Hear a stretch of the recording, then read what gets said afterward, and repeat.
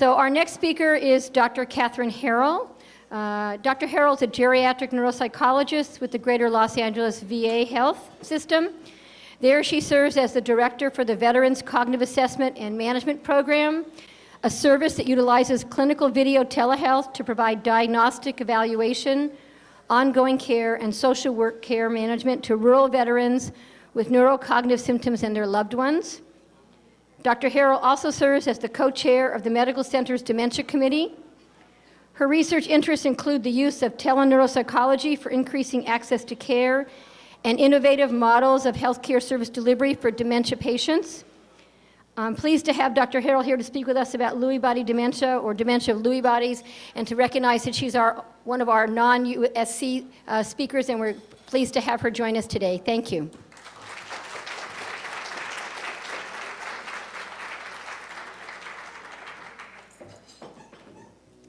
Well, good morning. I'm very happy to be here. I want to acknowledge a couple of things before we get started. The first being that I am a little congested, but I am feeling well. And the second being that this is going to be a fairly dense next 45 minutes.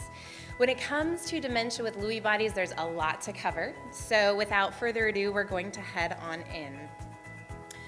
The objectives for our time today are to describe clinical features frequently seen in the presentation of dementia with Lewy bodies, to discuss the underlying pathophysiology and the association with different symptoms, neurocognitive, neuropsychiatric, and motor, to review the DSM criteria for diagnosing major or mild neurocognitive disorder with Lewy bodies, and finally to talk about treatment and care planning once a diagnosis is made. Before we jump into content, I want to highlight for you a critical reference. So last summer, consensus criteria was published in Neurology for the diagnosis and management of dementia with Lewy bodies. So all things considered, this is fairly hot off the presses. This is also an open access article, so even through your academic affiliation or your personal subscriptions, if you don't have access to Neurology, you can just put in Lewy body consensus criteria into Google, and you should have access to this paper. The data I'm presenting today does rely heavily on this updated consensus criteria. For those of you who are diagnosing providers, I recommend that you have this for your reference. And just so I have a sense of who's in the room today, social workers in the room? Yeah, I love social workers. Nurses? Yeah, my mom's a nurse. Physicians?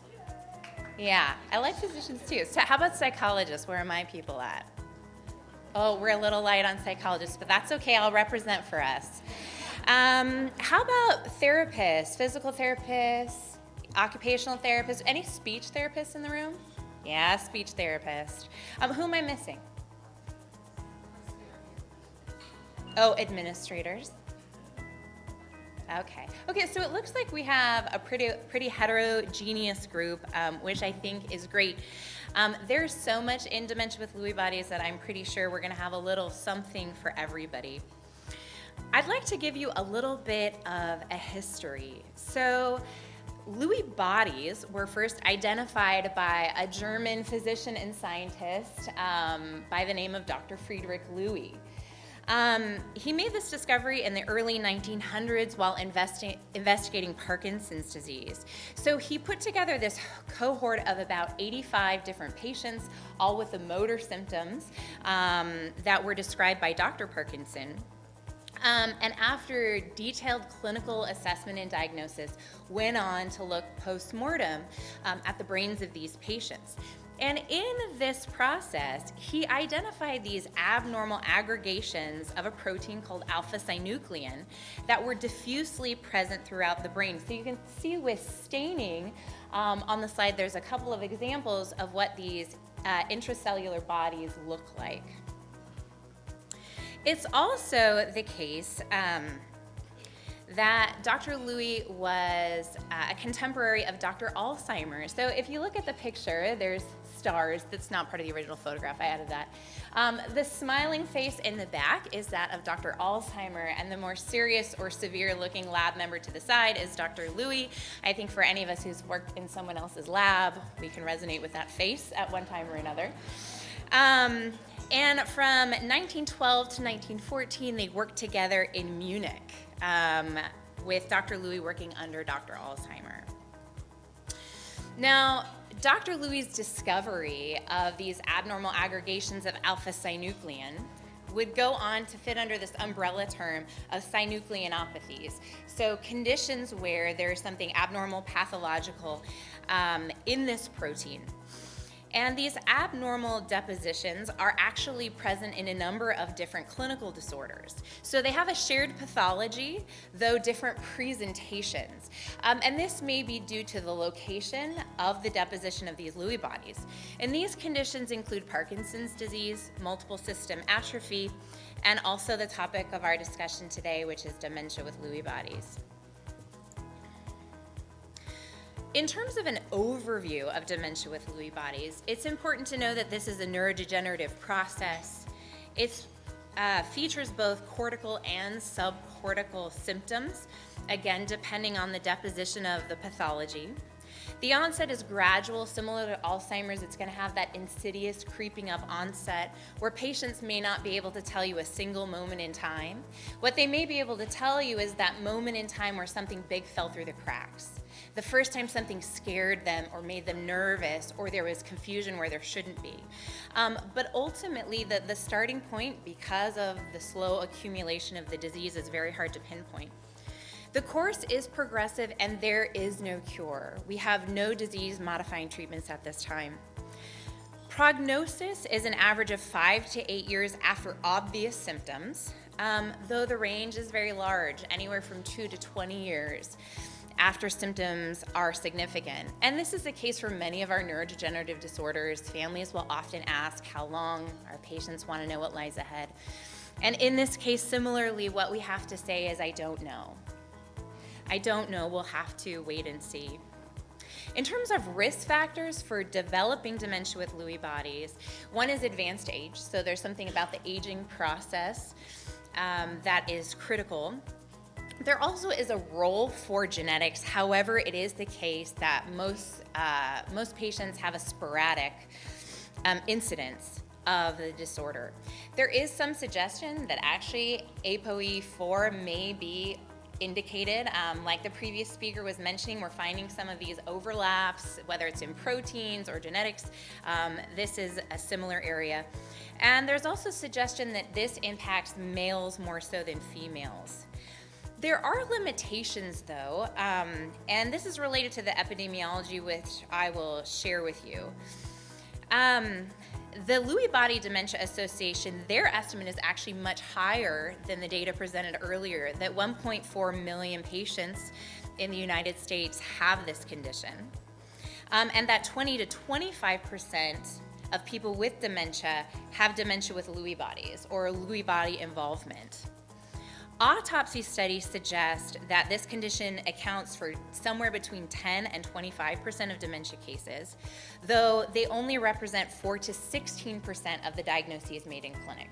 So we're seeing a disparity here between autopsy, what's happening pathologically in the brain, and what we as clinicians are diagnosing in clinic. I'd like to highlight for you a 2014 review of 33 PubMed index studies that look at some of the epidemiology. What I want to highlight for you, though, is if you look at how often dementia cases, how often dementia with Lewy body is represented in dementia cases for community-dwelling people, when they looked at kind of samples coming from a broader community model, it's only 1 in 20 patients with dementia were identified as having a Lewy body etiology. When we go into more of a clinical sample, so these might be people that are placed and or people that are coming from a more specialized neurology, geriatric psychiatry, et cetera practice, we do see the number go up to 1 in 13, though this is nowhere near the amount that we would expect given what we know from autopsy data. I think that rather than be ashamed, I think one of the things that I want to acknowledge is this is a very complicated disorder to diagnose. And that overall, even for this review paper, what the author said is this is an underestimate. We really don't have good data. It's also a function that Lewy body has much less of a funding source in terms of research versus more well-known neurodegenerative processes, including Alzheimer's and Parkinson's disease. Additionally, dementia with Lewy body has some core features. These include cognitive abnormalities, a fluctuation of mental status, so waxing or waning, visual hallucinations, Parkinsonism, and REM sleep behavior disorder, each of which we're going to discuss in more detail. So in terms of the cognitive abnormalities, any other neuropsychologists in the room? Okay. Oh, that's my fellow over there. That's a cheat. How about any behavioral neurologists?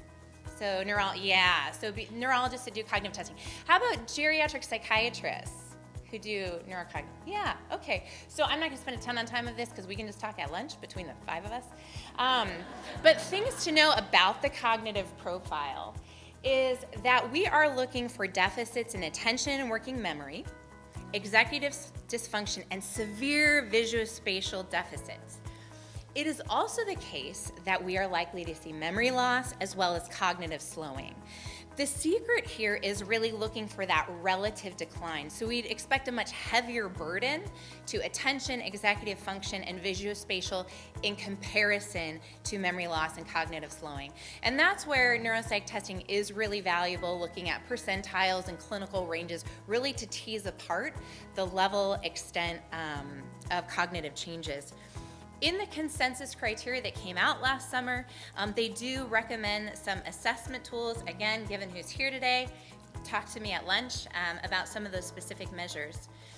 Just to give you an example of what visuospatial functioning looks like and one of the ways we measure it on objective testing, I'd like to give you some examples from my clinical practice. Anybody in the room use the MoCA, Montreal Cognitive Assessment? Okay, does this look familiar?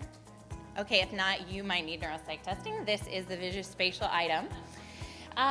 These patients are demographically fairly similar. I work for the VA. These are both veterans in their late 70s. They're both Caucasian.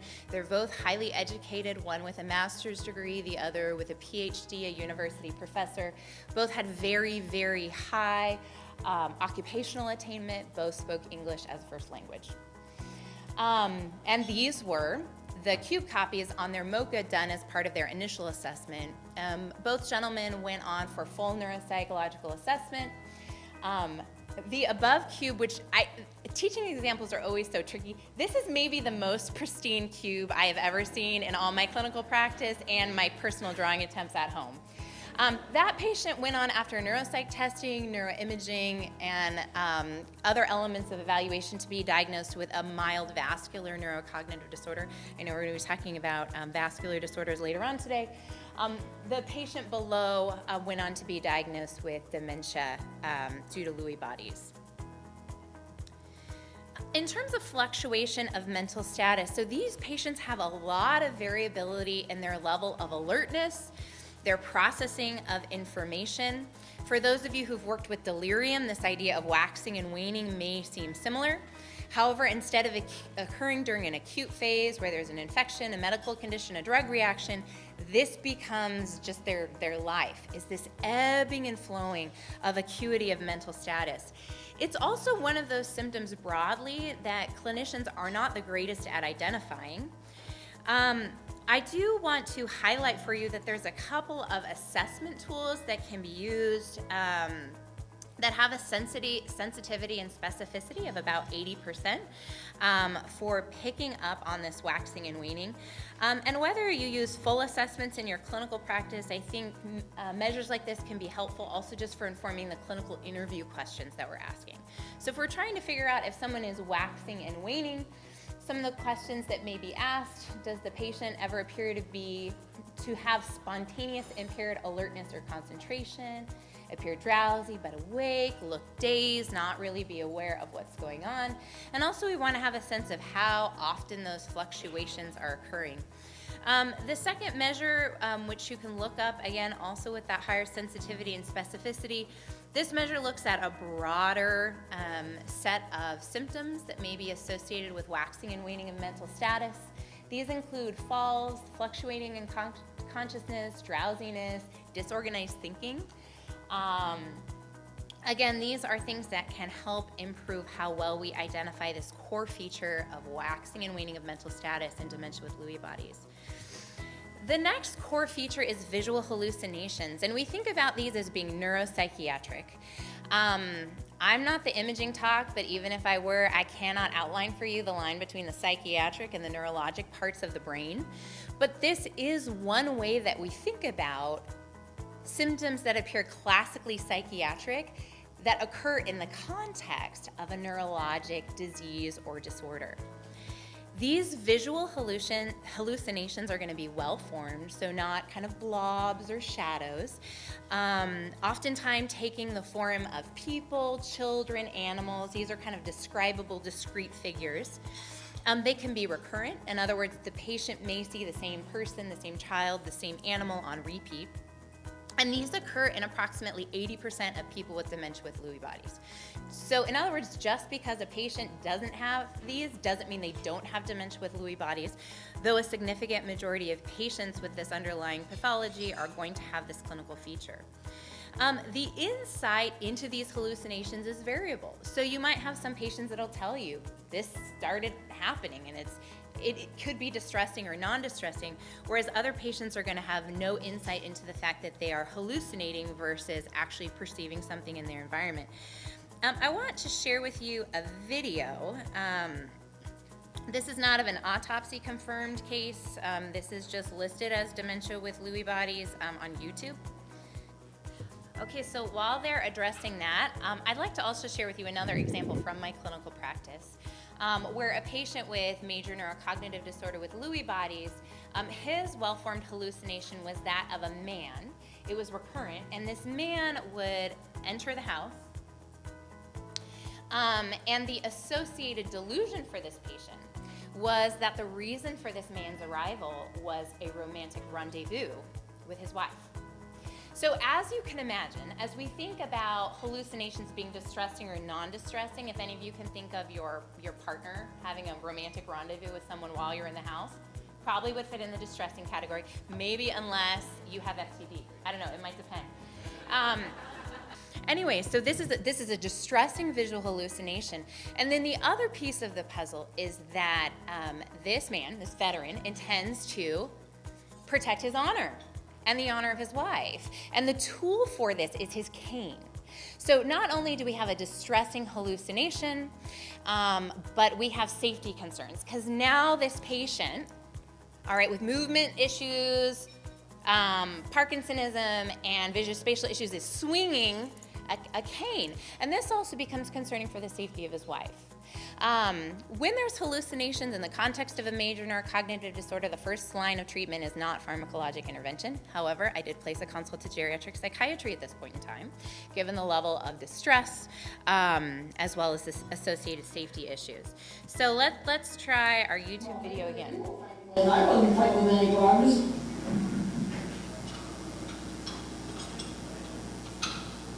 Well, if they're harmless, maybe if you ignore them, they'll just go away.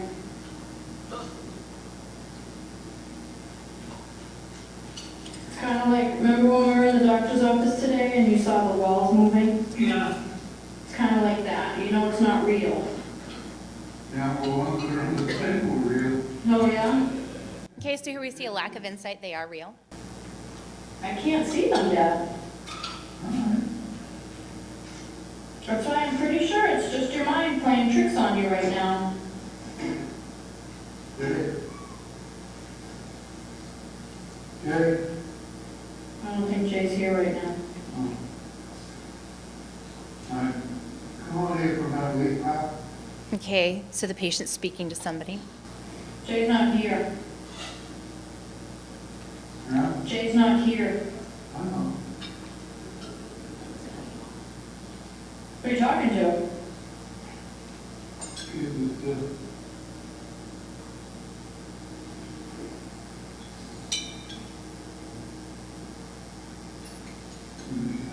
black skirt? The kid with the black skirt. In the black skirt? Yeah. Wait, look at it. Okay, so I'm going to go ahead and pause this there. How do I get back to my PowerPoint? We all have our specialties. What I do want to highlight about this video is this is a great example. Again, I don't know if this patient actually has Lewy bodies. That's just what the YouTube video says. Shout out to my fellow for helping find this video for me. But what I think it's a great example of, it's a well-formed hallucination. In this case, there actually is some dust on the ground. The patient may be misperceiving versus full-on hallucinating. But the child in the black skirt, that would be an example of kind of a well-formed hallucination, not just a misperception. For those of you, how many of you work with caregivers or care managers are in the room? Okay, so some of you might be thinking, but what about how the daughter is talking to the patient? We're going to come to that because that's a hugely important thing to talk about. Is what do we do? How do we assist with supporting families with these sorts of neuropsychiatric symptoms? All right. Oh, and just a couple other quick notes. For those of you who are going to be clinically interviewing, there's a lot of stigma around mental health. We definitely think of these sorts of psychotic symptoms as being, mental health. Here's a couple examples of how, when I'm clinical interviewing, I broach the topic. So I'll ask a patient directly, do you ever see things that other people don't see? Or in a general interview, I'm also going to be asking about auditory hallucinations. How about hear things that other people just aren't hearing? So you're taking away the latent term of a hallucination, because we don't actually care about the term, we want to know about the symptom, and we want to know how to understand and help our patients. Another way of asking this to a family member is, does your loved one ever seem to be seeing something that you don't see? So again, not that isn't there, or if they're not really understanding something you may think is not actually there, okay? There still may be times where in a family system it feels very uncomfortable to make a comment about dad or a husband or mom. It might be disrespectful, it's stigmatized. But I think there are ways of interviewing in a way that might be more likely to elicit this information that is very, very important to have. In terms of Parkinsonism, I am not a neurologist, so a lot of this comes from the paper that came out in neurology. Parkinsonism in the context of full-on Parkinson's disease includes bradykinesia, a slowing of movements, with either rest, tremor, rigidity, or both. For dementia with Lewy bodies, we only need one feature. So it's kind of like Parkinsonism light. Though some patients may have more of a heavy set of Parkinsonian symptoms, again, some of that's going to depend on where their pathology is, how much is in the basal ganglia. It's also the case that not all patients with Lewy bodies are going to actually develop Parkinsonism.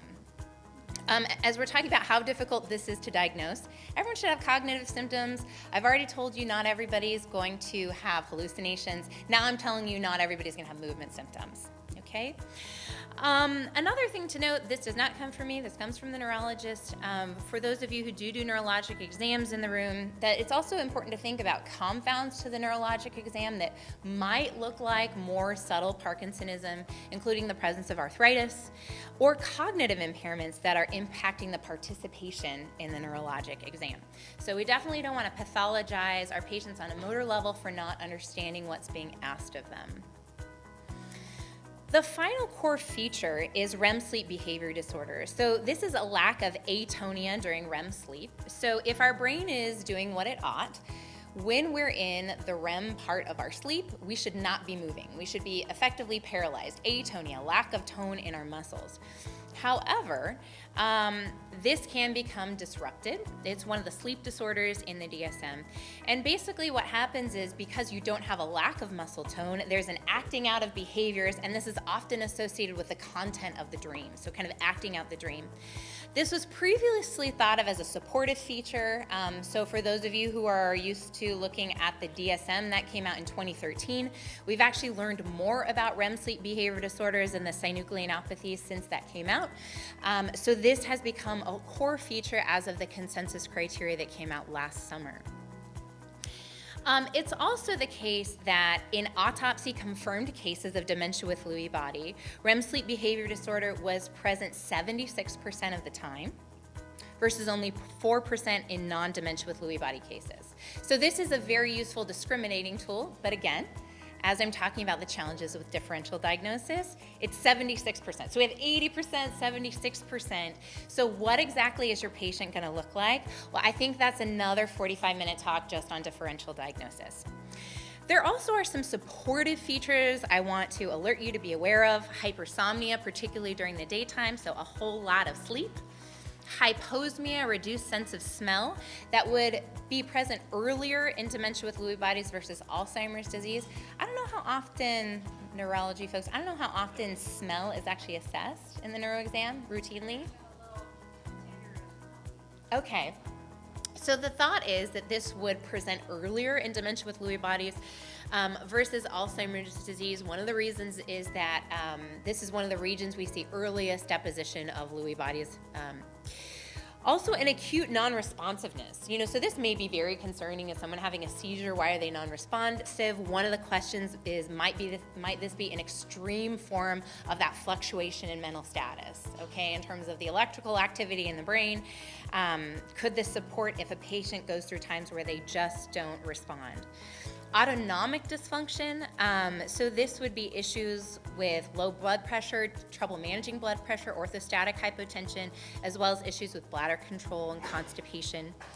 And also an antipsychotic sensitivity. So we're going to talk a little bit later about some of the treatment, but caution really remains in terms of concerns for neuroleptic sensitivity. I want to talk about biomarkers. We don't yet have a direct biomarker, so there's no blood test, there's no single gene, there's no kind of binding scans to Lewy bodies where we can just do it and say, absolutely, this is the disease going on in your brain. But there's a number of different indicative biomarkers.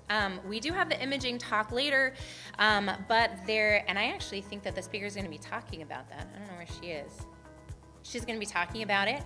Because of all our content, I'd rather leave it to an imaging expert, but there are some differences in dopamine transporter activity in the basal ganglia. And here's a quick picture, but again, I know the other presenter has some great pictures, so I'm going to go ahead and leave that to her. But that being said, this is kind of a supportive biomarker, but isn't always a clear discriminator. Because there's a number of other conditions that can also create the same imaging finding. And again, there can be a lot of heterogeneity in the deposition of Lewy bodies. Lewy bodies impact neurotransmission, eventually lead to cell death. So if you have a ton of deposition in the basal ganglia, this is more likely to be a robust finding. If you have mostly a cortical deposition pattern, this may not actually help. Also, I'm going to give this to you guys as a reference. I do not know who thought of this, but basically there's ways to put a tracer in and look at certain forms of cardiac function that actually helps discriminate whether or not people have dementia with Lewy bodies, which I think is just fascinating. Again, for those of you who are interested at looking at how this tracer works and the logic behind it, I have the reference there for you.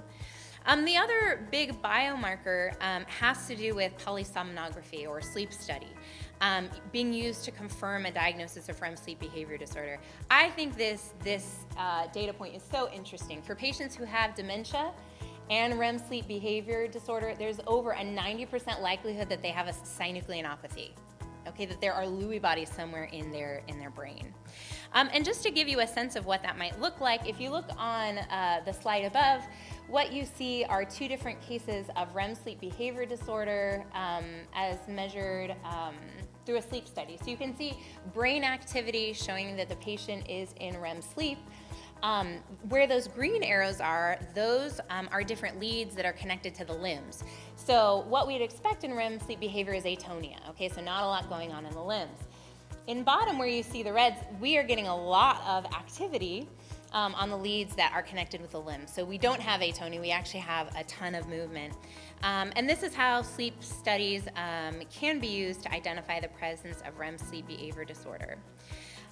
Okay, so the next thing I was going to talk about was structural imaging and some EEG findings. I think kind of in a nutshell what I want to say, knowing that we have an imaging talk coming up later, is in general, and especially if we have more of a pure dementia with Lewy bodies and we don't have any concurrence with Alzheimer's disease, so if we have this clean teaching case, then what you're likely to see is a lack of atrophy in the medial temporal lobe. So the first patient on the slide has Alzheimer's disease, where there's this marked atrophy, as you can see highlighted in the box.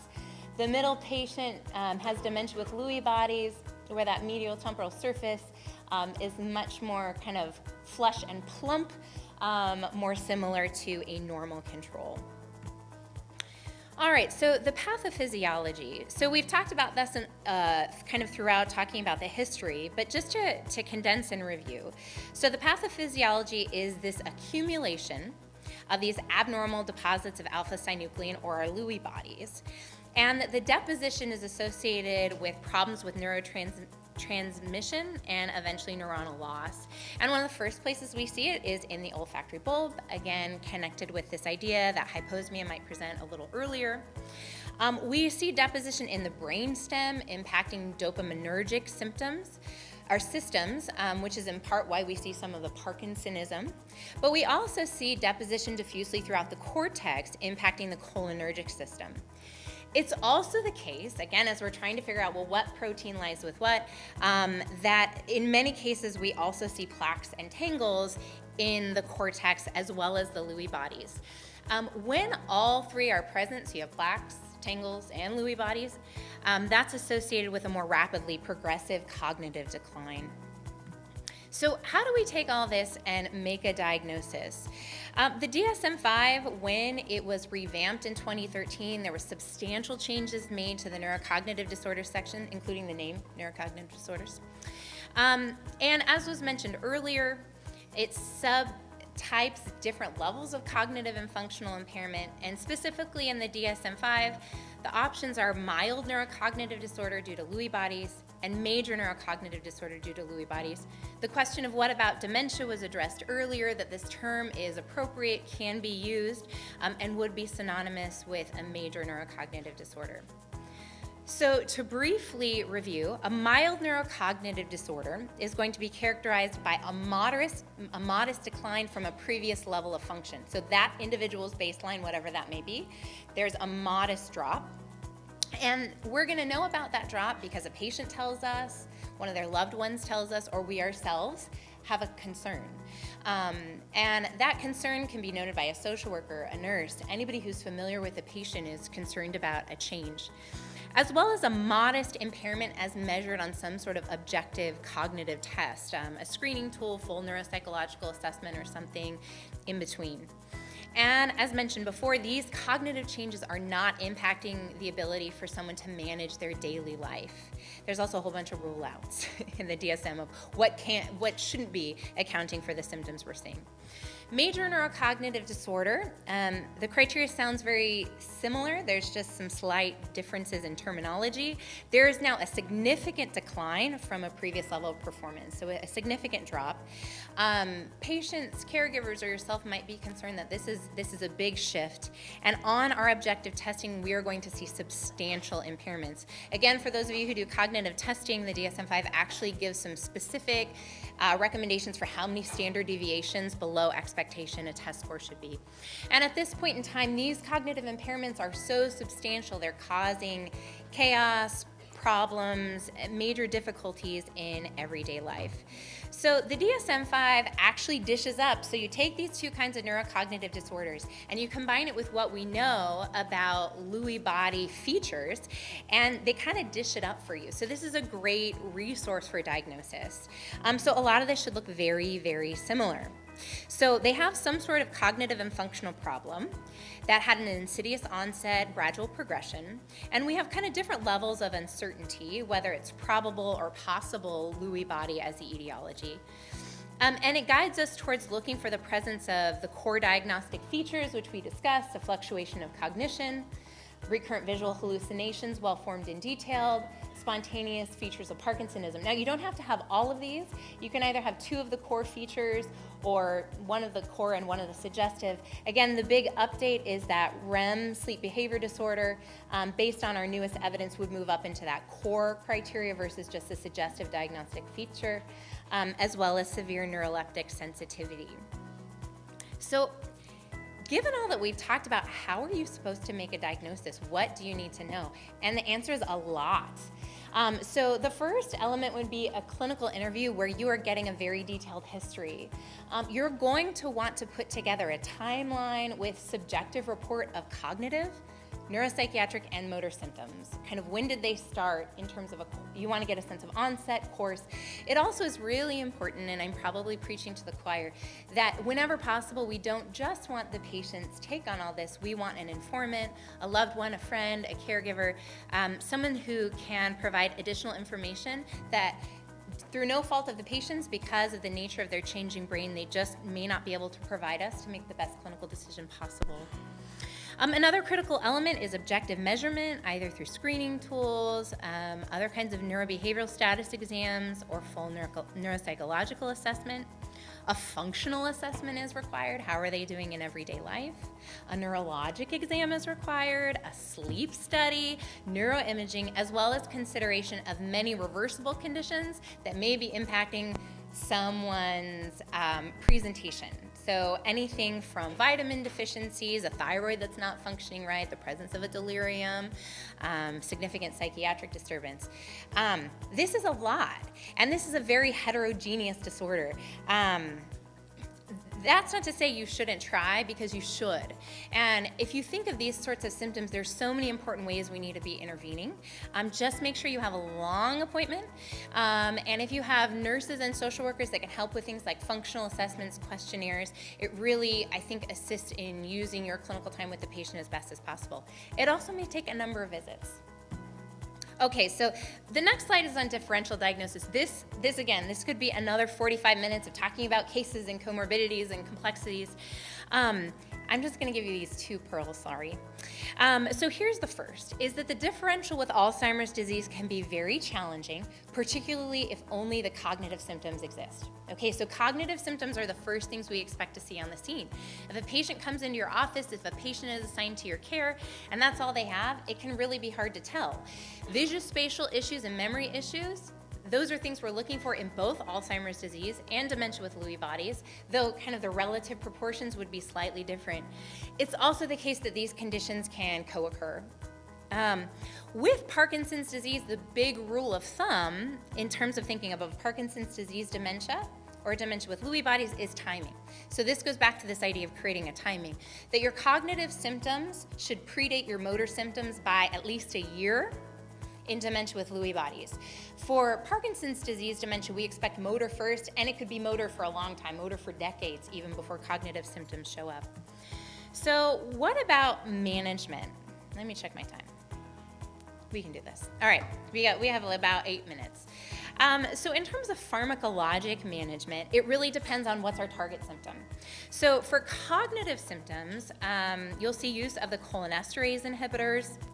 A meta-analysis of Class 1 clinical trials does provide support for the use of this drug in this patient population, with benefits to cognition, activities of daily living, these would be basic activities of daily living, as well as global function. And some of the benefit in the studies is consistent with actually improvement in these areas, whereas other studies suggest a stability of symptoms, so maybe holding course, not modifying the disease, but keeping steady some of the symptom presentation. In terms of memantine or Namenda, the efficacy is unclear. Does it really help these patients? But what's also been found in studies is it's tolerated well, either on its own or in conjunction with a cholinesterase inhibitor. In terms of our neuropsychiatric symptoms, there actually is a shown benefit to the cholinesterase inhibitors for those neuropsychiatric symptoms. Now, we talked about visual hallucinations, but in the context of dementia with Lewy body, we can see apathy, we can see agitation, we can definitely see depression. So that's not the only neuropsychiatric symptom that we'd be looking for. But the cholinesterase inhibitors have been found to reduce apathy, improve visual hallucinations and delusions. There is also a place for the use of atypical antipsychotics. I am not a neurologist, I am not a psychiatrist, I am not a geriatrician. So I just want to pass on to you some of the information from other sources. That there is a FDA black box warning regarding mortality risk in the use of atypical antipsychotics in older adults with dementia. There is also data out there to suggest that low-dose quetiapine might be a relatively safer option for addressing some of these neuropsychiatric symptoms. In terms of the motor symptoms, in general, these patients are less responsive to dopaminergic therapy than Parkinson's patients. And along with pharmacotherapy, dopaminergic pharmacotherapy, there's a possibility of increased risk of additional psychotic symptoms or features. This is where it's great to have a neurologist, a movement disorder specialist in close proximity that can help kind of make that cost-benefit differential. Would it be better for them to move better versus the potential of having more neuropsychiatric symptoms, particularly psychotic? For sleep disorders, for REM sleep behavior disorder, the clonazepam is the treatment of choice. It's the first-line treatment. It's a long-acting benzodiazepine.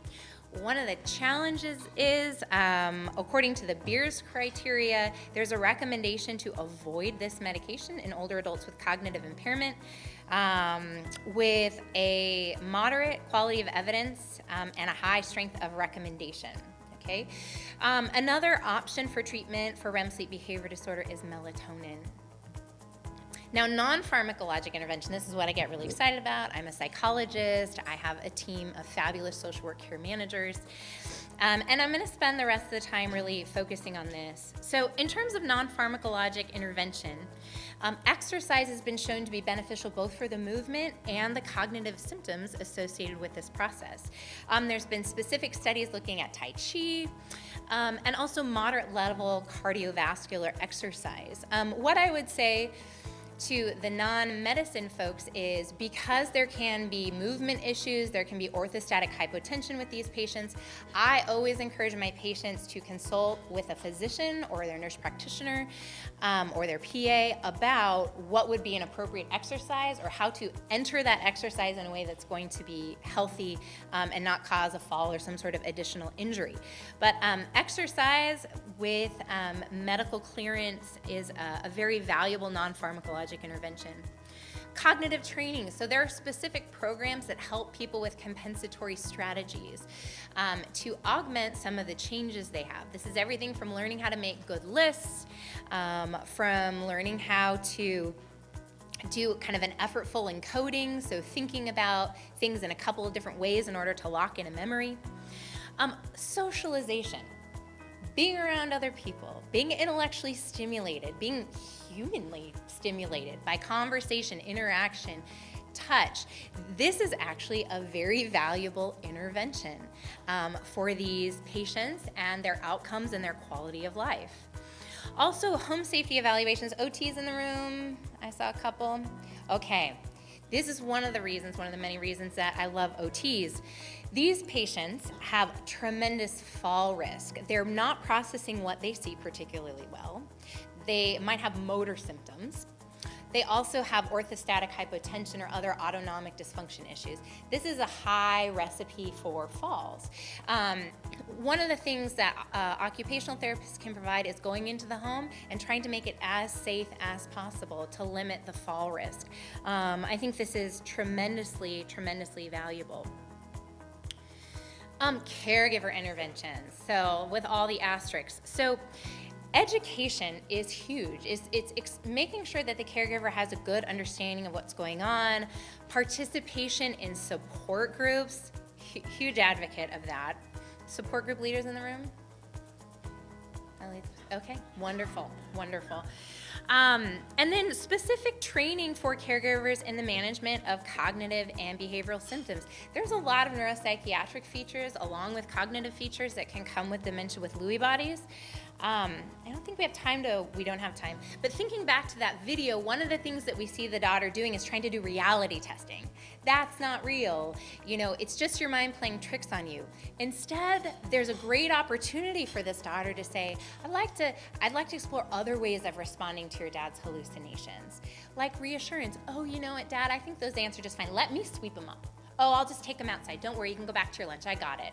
And just kind of joining in, resolving, reassuring, redirecting, or changing the environment. What if the daughter was sitting down and eating along with the patient, giving cues that, oh, it's eating time, and we're joining in this together, instead of just saying, oh, you're wrong, what are you talking about? Remember what the doctor said. This clearly isn't helping the patient eat his meal. And I think in this case doesn't really help kind of whatever confusion or distress he's having about the bugs on the floor, as well as the little girl in the living room. There's lots of opportunities here, I think, to help both the patient function better and the household.